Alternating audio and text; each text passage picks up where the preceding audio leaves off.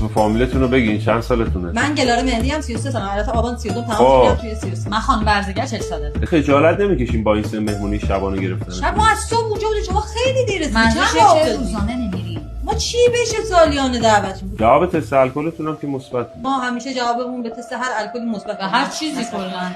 الان ولی امشب نه.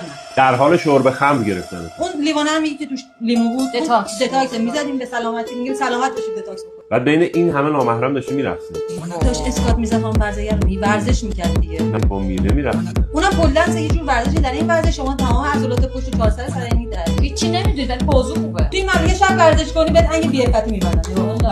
اونم مهاره میگه آقا مهمونی کادر بیمارستان بود، همه دکتر بودن، دکتر محرمه. نمیز خانواده‌ات مدارک بیار. مدارک شما شنبه تشریف بیارین، الان سیستم واقعا یه سیستماتیه الان اگه سوالی ندارین نیکی و بدی که در کتاب است بر هم بزنید که وقت خواب خوابه فشار و اینا خوردن من اثر. دقیقاً خانم هاشمی اندرزی‌ها 8 خالی کنید شب میمونه اینجا. نه به خدا اصلا نمیتونیم، نه که به شما بگیم ما نیما اینا قبلش گفتم شب نمیتونیم بریم. از اول بهت گفتم من شب نمیتونم. اگه میخوایم شما امشب بیاین بمونیم، ما دفعه بعد مزاحم میشیم، خانواده‌اش حساسه. من دستگاهی من اینجوری راحت.